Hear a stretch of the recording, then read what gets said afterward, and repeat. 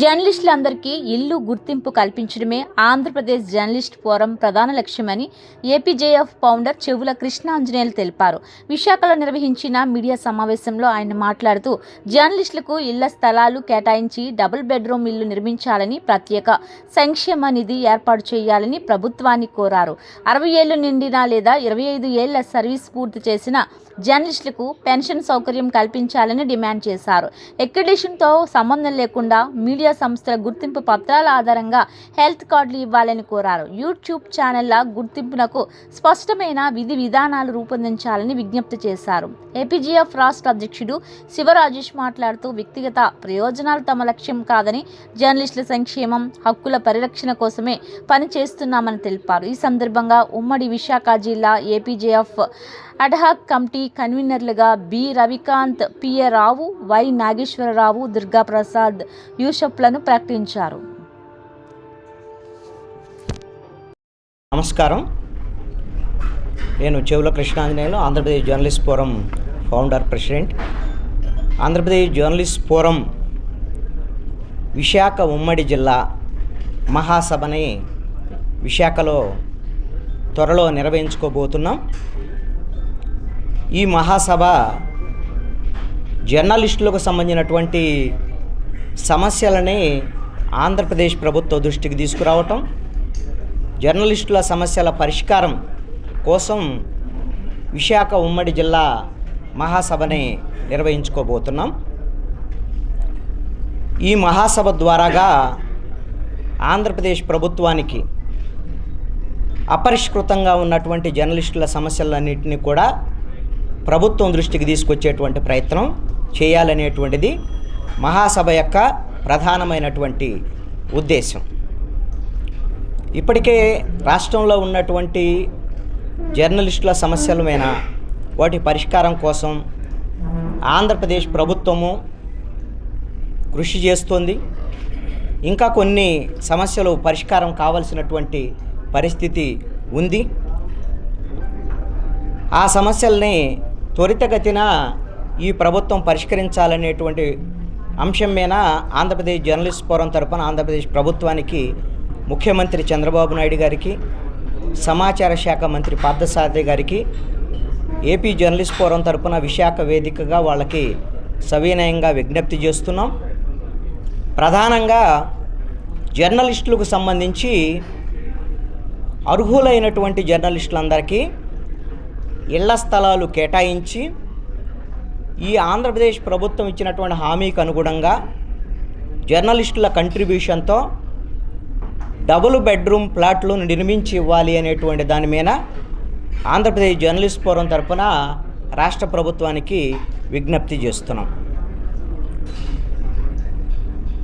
ప్రభుత్వం వచ్చిన తర్వాత ఇళ్ల సమస్యలు, ఇళ్ల స్థలాలకు సంబంధించినటువంటి కేటాయింపు కానీ, ఇళ్ల నిర్మాణం కానీ వీటి మీద ప్రభుత్వాలు హామీ ఇస్తున్నాయి. ఎన్నికల సమయం వచ్చే సమయం కల్లా ఆ హామీలు అమలు కాకుండా మళ్ళీ వాటిని పోస్ట్ పోన్ చేస్తున్నటువంటి పరిస్థితులు ఉన్నాయి.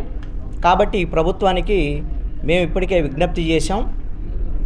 ఇంకా 2.5 ఏళ్ళు ఈ ప్రభుత్వం ఉంది కాబట్టి అర్హులైనటువంటి జర్నలిస్టులకు వెంటనే ఇళ్ల స్థలాలు కేటాయించి డబుల్ బెడ్రూమ్ ప్లాట్లు నిర్మించి ఇచ్చేటువంటి విధంగా ఒక విధి విధానాలను ఖరారు చేసి ప్రకటించాలి అనేటువంటిది ఆంధ్రప్రదేశ్ ప్రభుత్వాన్ని కోరుతున్నాం. ఇది కూడా 2026 డిసెంబర్ నాటికి ఈ ఇళ్ల నిర్మాణానికి సంబంధించినటువంటి విధి విధానాలని ప్రకటించాలి అనేటువంటిది ఆంధ్రప్రదేశ్ జర్నలిస్ట్ ఫోరం తరఫున విజ్ఞప్తి చేస్తున్నాం.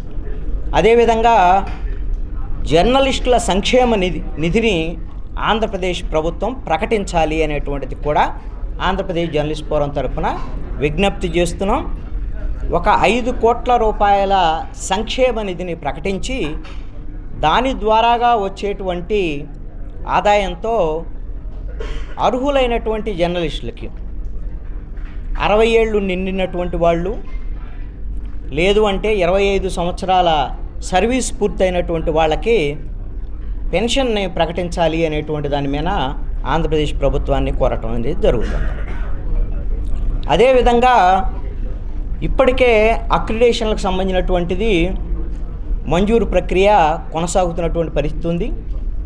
ఇంకా కొన్ని సాంకేతిక కారణాలతో కొంతమంది అర్హులైనటువంటి జర్నలిస్టులకి ఇంకా అక్రిడేషన్లో రాలేదు. వాటిని కూడా వెంటనే మంజూరు చేయాలని కూడా ఆంధ్రప్రదేశ్ జర్నలిస్ట్ ఫోరం తరపున సమాచార శాఖనే కోరుతున్నాం. అదేవిధంగా రైల్వే పాసులకు సంబంధించి రైల్వే పాసులు గతంలో ఇచ్చి ఉన్నారు, ఇప్పుడు ఇవ్వటం లేదు. ఈ రైల్వే పాసులను కూడా ఖచ్చితంగా అర్హులైనటువంటి జర్నలిస్టులందరికీ రైల్వే పాస్ ఇచ్చేటువంటి విధంగా కేంద్ర ప్రభుత్వానికి ఆంధ్రప్రదేశ్ ప్రభుత్వం తరపున రైల్వే శాఖను కోరి రైల్వే పాసులు ఇచ్చేటువంటి విధంగా చర్యలు తీసుకోవాల్సిందిగా విజ్ఞప్తి చేస్తున్నాం. అదేవిధంగా జర్నలిస్టుల హెల్త్ కార్డులని అక్రిడేషన్లతో సంబంధం లేకుండా ఆయా సంస్థలు ఇచ్చేటువంటి ఐడెంటిటీ కార్డులతోనే హెల్త్ కార్డులు ఇవ్వాలని కూడా ఆంధ్రప్రదేశ్ ప్రభుత్వానికి విజ్ఞప్తి చేస్తున్నాం. అదేవిధంగా ప్రతి సంవత్సరం జర్నలిస్టులకి ఆరోగ్య శాఖ ద్వారాగా మెడికల్ క్యాంపులను నిర్వహించాలని కూడా ఆంధ్రప్రదేశ్ జర్నలిస్ట్ ఫోరం తరపున విజ్ఞప్తి చేస్తున్నాం. అదేవిధంగా ఇప్పుడు సోషల్ మీడియా యొక్క విస్తృతి పెరిగింది, డిజిటల్ మీడియా విస్తృతి పెరిగింది, అనేకమైనటువంటి యూట్యూబ్ ఛానల్స్ వచ్చాయి. ఈ సోషల్ మీడియా, డిజిటల్ మీడియా, అదేవిధంగా యూట్యూబ్ ఛానల్కి సంబంధించి కేంద్ర ప్రభుత్వం విధి విధానాలను ఖరారు చేసి వాళ్ళని కూడా జర్నలిస్టులుగా గుర్తించేటువంటి విషయంలో కేంద్ర ప్రభుత్వానికి ఆంధ్రప్రదేశ్ ప్రభుత్వం నుంచి సూచనలు అందించి కేంద్ర ప్రభుత్వం నుంచి విధి విధానాలు ఖరారు చేసి యూట్యూబ్ ఛానల్ జర్నలిస్టులను కూడా ఒక విధి విధానాల ప్రకారం జర్నలిస్టులుగా గుర్తించేటువంటి ప్రక్రియను ప్రారంభించాలని ఆంధ్రప్రదేశ్ జర్నలిస్ట్ ఫోరం తరపున విజ్ఞప్తి చేయటం అనేటువంటిది జరుగుతుంది.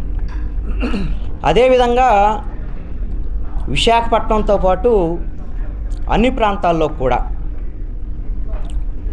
ఈ మహాసభల ద్వారాగా ఆంధ్రప్రదేశ్ ప్రభుత్వాన్ని ఈ సమస్యలన్నీ పరిష్కారం అయ్యేటువంటి దిశగా త్వరితగతిన చర్యలు తీసుకునేటువంటి దిశగా కూడా ఆంధ్రప్రదేశ్ ప్రభుత్వం మీద ఒత్తిడి తీసుకొచ్చేటువంటి ప్రయత్నం చేస్తున్నాం.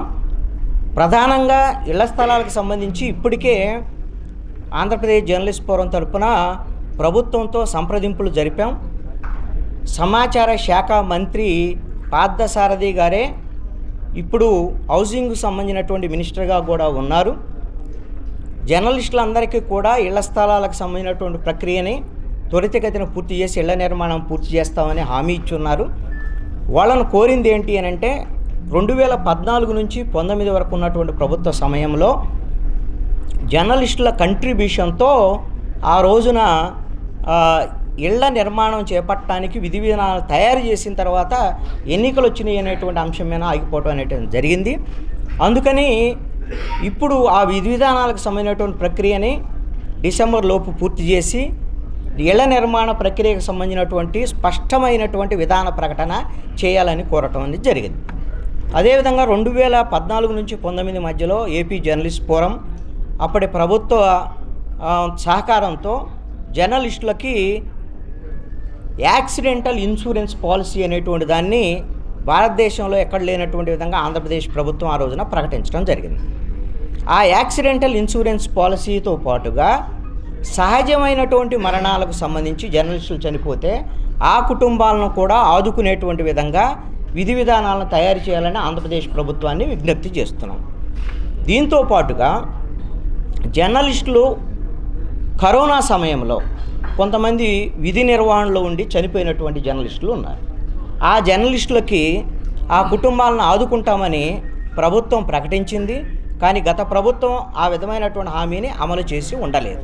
కాబట్టి కరోనా సమయంలో మృతి చెందినటువంటి జర్నలిస్టుల కుటుంబాలని వెంటనే ఆదుకునేటువంటి విధంగా ఆంధ్రప్రదేశ్ ప్రభుత్వం చర్యలు తీసుకోవాలని చెప్పేసి విజ్ఞప్తి చేస్తున్నాం. గత ప్రభుత్వము ఎవరైతే డెస్క్లో పనిచేసేటువంటి డెస్క్ జర్నలిస్టులను కూడా ఆ రోజున జర్నలిస్టులుగా గుర్తించేటువంటి ప్రక్రియ, అక్రిడేషన్లు ఇచ్చేటువంటి ప్రక్రియనే ఆంధ్రప్రదేశ్ జర్నలిస్ట్ ఫోరం తరపున అప్పుడు ప్రభుత్వం నుంచి హామీ పొంది ఉన్నాం. అదేవిధంగా ఎలక్ట్రానిక్ మీడియాలో యాంకర్స్తో పాటు వివిధ రంగాల్లో పనిచేసేటువంటి అన్ని విభాగాలకు సంబంధించినటువంటి వాళ్ళను కూడా జర్నలిస్టులుగా గుర్తించేటువంటి ప్రక్రియని ఆ రోజున ఆంధ్రప్రదేశ్ ప్రభుత్వం చేపట్టింది. ఇప్పుడు అదే తరహాలో అందరి జర్నలిస్టులకి ఈ రోజున ప్రభుత్వం ఇచ్చేటువంటి సహాయ సహకారాలన్నింటినీ కూడా అందించేటువంటి విధంగా ఆంధ్రప్రదేశ్ జర్నలిస్ట్ ఫోరం తరపున రాష్ట్ర ప్రభుత్వం ద్వారాగా ఈ హామీలను సాధించేటువంటి దిశగా ఆంధ్రప్రదేశ్ జర్నలిస్ట్ ఫోరం ప్రయత్నం చేస్తోంది. ఈ ప్రయత్నంలో జర్నలిస్టులందరూ కూడా మీ వంతు సహకారం ఆంధ్రప్రదేశ్ జర్నలిస్ట్ ఫోరంకి అందించండి.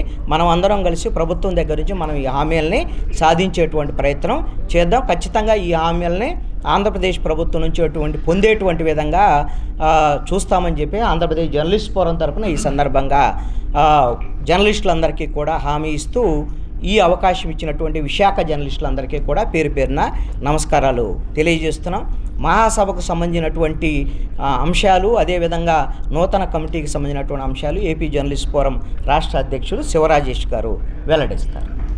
ఆంధ్రప్రదేశ్ జర్నలిస్ట్ ఫోరం విశాఖ కమిటీని ఏర్పాటు చేయాలి, అందులో భాగంగా మహాసభను ఏర్పాటు చేయడానికి సంబంధించి ప్రక్రియను మొదలుపెట్టిన దిశలో విశాఖ జిల్లాలో ఉన్న జర్నలిస్టులు గతంలో నుంచి కూడా ఎన్నో రకాలైన ఇబ్బందులను ఎదుర్కొంటూ జర్నలిజంలో ఉన్నా కానీ సరైన గుర్తింపు దొరకని జర్నలిస్టులందరికీ కూడా ప్రభుత్వం తరపు నుంచి ఖచ్చితంగా గుర్తింపు రావాలి. యూట్యూబ్ ఛానల్ని ఖచ్చితంగా కూడా ప్రభుత్వం, కేంద్ర రాష్ట్ర ప్రభుత్వాలు గుర్తించి వారికి కూడా సరైన మార్గంలో వారందరికీ కూడా అక్రిడేషన్లు మంజూరు చేయాలనేది మా ఫస్ట్ నినాదంగా పెట్టుకున్నాం. ఎందుకంటే ప్రధానంగా ఆంధ్రప్రదేశ్ జర్నలిస్ట్ ఫోరం ఏర్పడిన తర్వాత డస్క్ జర్నలిస్టులకు, అదేవిధంగా డస్క్లో పనిచేసే ప్రతి ఒక్కరితో, యాంకర్లతో పాటు అందరికీ కూడా అక్రిడేషన్లు కల్పించిన యూనియన్ ఏదైనా ఉందంటే ఆంధ్రప్రదేశ్ జర్నలిస్ట్ ఫోరం అనేసి మేము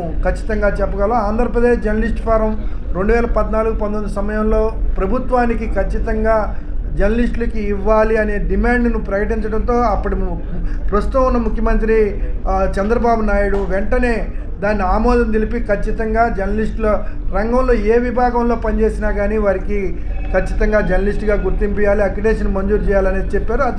అదే తరహాలో వస్తున్న క్రమంలో గతంలో జరిగిన ప్రభుత్వ మార్పు వల్ల కొన్ని ఇబ్బందులు ఏర్పడి కొంతమందికి నష్టం జరిగింది. అటన్నిటిని కూడా మరలా ఆంధ్రప్రదేశ్ జర్నలిస్ట్ ఫోరం గతంలో ఏ విధంగా చేసిందో ప్రభుత్వం అదే తరహాలో మళ్ళీ వీటన్నిటిని కూడా పథకాలను ప్రవేశపెట్టాలి. జర్నలిస్టులకి సంక్షేమ పథకాలను ఏవైతే ఉన్నాయో అవన్నీ కూడా మళ్ళీ ప్రారంభించాలి. జర్నలిస్ట్ నిధిని ఏర్పాటు చేయాలని స్పష్టంగా ఆంధ్రప్రదేశ్ జర్నలిస్ట్ ఫోరం డిమాండ్ చేస్తుంది. ప్రధానంగా రానున్న రోజుల్లో రాష్ట్రంలో అన్ని జిల్లాల్లో కూడా ఆంధ్రప్రదేశ్ జర్నలిస్ట్ ఫోరం నూతన కమిటీలను ఏర్పాటు చేసుకోవడంతో ముందుకు వెళ్తుంది. అదే దిశలో ఉమ్మడి విశాఖ నగరానికి సంబంధించి కూడా ఏదైనా ఇప్పటివరకు ఆంధ్రప్రదేశ్ జర్నలిస్ట్ ఫోరం తరఫున ఉన్న కమిటీ కాలం కూడా పూర్తయిన నేపథ్యంలో ఇప్పటివరకు ఈ జిల్లాలో అధ్యక్షుడిగా పనిచేసిన శివశంకర్ను రాష్ట్ర కమిటీలోకి ఆహ్వానిస్తూ రాష్ట్ర కమిటీలోకి తీసుకోబోతున్నాం. అదేవిధంగా నూతన కమిటీ ప్రక్రియను కూడా ప్రస్తుతం ఏదైతే మహాసభ జరిగే కార్యక్రమంలో నూతన కమిటీకి సంబంధించి అడాక్ కమిటీను ఏర్పాటు చేశాం. ఇందులో భాగంగా రవికాంత్ని కన్వీనర్గాను, అదేవిధంగా పిఏ రావును కో కన్వీనర్గాను, నాగేశ్వరరావును కో కన్వీనర్గాను, దుర్గా ప్రసాద్ను కూడా కో కన్వీనర్గా నియమించాం. అదేవిధంగా ఈ మహాసభకు ఏదైతే కొద్ది రోజుల్లో జరగబోతున్న ఈ ఆంధ్రప్రదేశ్ జర్నలిస్ట్ ఫోరం మహాసభ ఏదైతే ఉందో ఆ మహాసభకు కూడా ఖచ్చితంగా విశాఖ జర్నలిస్టులు అందరూ కూడా, ఉమ్మడి జిల్లా జర్నలిస్టులు అందరూ కూడా సహకరించి ఖచ్చితంగా ఆంధ్రప్రదేశ్ జర్నలిస్ట్ ఫోరం జర్నలిస్టుల సంక్షేమం కోసం మాత్రమే ప్రతి అడుగు వేస్తుంది. ఎక్కడా కూడా స్వలాభం కోసం కావచ్చు, ఏదైనా ఇతర సొంత ప్రయోజనాలకు ఆంధ్రప్రదేశ్ జర్నలిస్ట్ ఫోరం ఎప్పుడు కూడా ఒక చిన్న వినతి పత్రం కూడా ఏ అధికారుల దగ్గరికి తీసుకెళ్లిన దాఖలాలు అయితే మాత్రం ఆంధ్రప్రదేశ్ జర్నలిస్ట్ ఫోరంకి లేదు. ఆంధ్రప్రదేశ్ జర్నలిస్ట్ ఫోరం ఏర్పడిన దగ్గర నుంచి నేటి వరకు కూడా ప్రతి ఏది ప్రభుత్వం దృష్టికి తీసుకెళ్ళినా కానీ జర్నలిస్టుల సంక్షేమం కోసం, రూరల్లో ఉన్న జర్నలిస్టులకి కావాల్సిన ఆరోగ్య భద్రత కోసం, వీటన్నిటి కోసం మాత్రమే ఆంధ్రప్రదేశ్ జర్నలిస్ట్ ఫోరం పనిచేస్తుంది. ఇదే నమ్మకంతో ఏదైతే జర్నలిస్టులు ఇప్పటివరకు ఆంధ్రప్రదేశ్ జర్నలిస్ట్ ఫోరం మీద పెట్టుకున్న నమ్మకాన్ని వమ్ము చేయకుండా ఇదే విధంగా ముందుకు వెళ్తామనేసి ఆ మిత్రులందరికీ తెలియజేయడం జరుగుతుంది. త్వరలో నిర్వహిస్తున్న మహాసభకు అందరూ కూడా సహకరించాలని కోరుకుంటూ ప్రతి ఒక్కరికి పేరు పేరున ధన్యవాదాలు తెలుపుతున్నాను. ఏమైనా ప్రశ్నలు? ఆంధ్రప్రదేశ్ జర్నలిస్ట్ ఫోరం ప్రారంభం నుంచి ఏ కార్యక్రమాలు చేసాం, సమైక్యాంధ్ర ఉద్యమం కానీ జర్నలిస్టుల సంక్షేమానికి జరిగిన కార్యక్రమాలు కానీ, ఏవైతే ఏపీజేఎఫ్ నుంచి జర్నలిస్టులకి మనం సాధించుకున్న హక్కులు కానీ, లిక్విడేషన్ కానీ, ఇవన్నింటి గురించి ఇంకా పెద్దలు కృష్ణాంజనేయులు గారు, అదేవిధంగా రాష్ట్ర అధ్యక్షులు శివరాజేష్ గారిని అందరికీ వివరించున్నారు. ఇప్పుడు నూతన అడహాక్ కమిటీని ప్రకటించున్నారు. ఈ అడహాక్ కమిటీ ఆధ్వర్యంలో ఉమ్మడి విశాఖ జిల్లాకి సంబంధించిన మహాసభని త్వరలో నిర్వహించబోతున్నాం. ఈ కార్యక్రమాలన్నీ వివరాలన్నీ మీకు త్వరలోనే తెలియజేస్తాం. ఖచ్చితంగా ఎవరైతే జర్నలిస్టులు నిజమైన జర్నలిస్టులు ఉన్నారో వాళ్ళందరితోటి ఒక మంచి కమిటీ వేసి మన జర్నలిస్టు హక్కుల కోసం ఈ కమిటీ కృషి చేస్తుందని మీ అందరికీ ఈ వేదిక సాక్షిగా మీ అందరికీ మాటిస్తాం. మంచి కమిటీ, మంచి జర్నలిస్ట్ని అందరినీ ఈ కమిటీలో తీసుకొని చక్కగా మన హక్కుల కోసం, మన సంక్షేమం కోసం, మన భవిష్యత్తు కోసం ఈ కమిటీ కృషి చేస్తుందని మీ అందరికీ మాటిస్తూ త్వరలోనే మహాసభ వేదిక తేదీని మీ అందరికీ ప్రకటిస్తామని తెలియజేసుకుంటూ ఈ కార్యక్రమానికి ఇచ్చేసిన మీ అందరికీ పేరు పేరున ధన్యవాదాలు తెలియజేసుకుంటున్నాం.